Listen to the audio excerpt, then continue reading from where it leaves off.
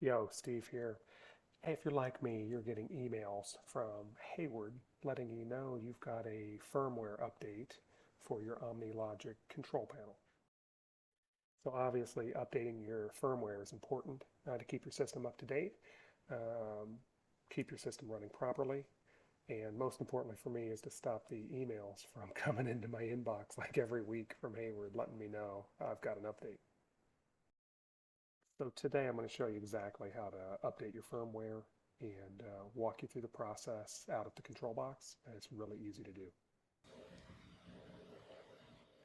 And you can see that I do have an alert on the board.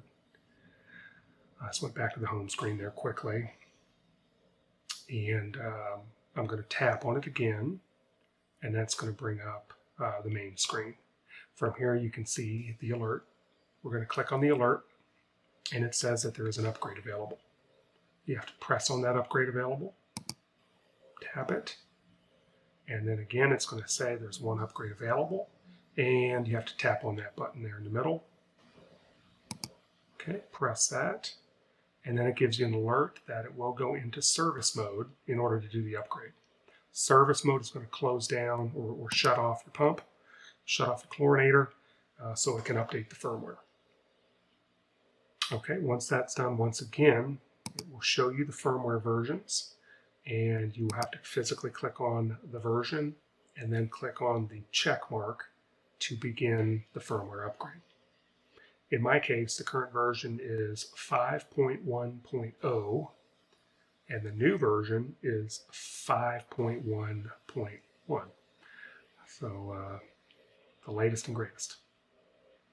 Okay, and so now it's going through and it is downloading. You do need to press the check mark in order for it to download properly.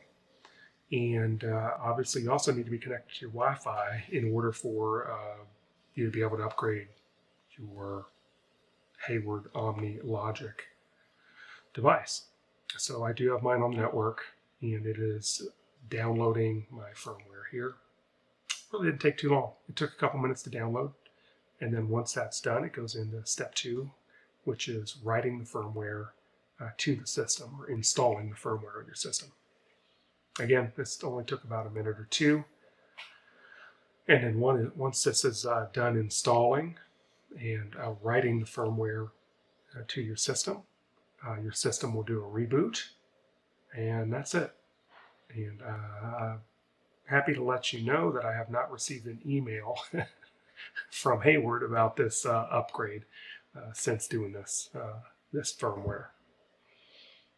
Okay, and here you can see at the end screen it does show that the new version is 100% complete, and I'm on the 0.1 upgrade. And again, it will ask you about rebooting your system. You'll hit the check mark there,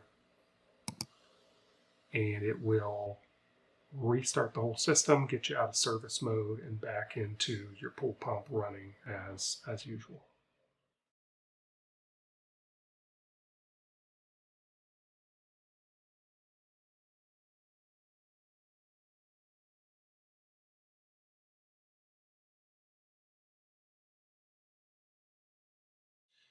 Okay, well, hey, hope this helped you out.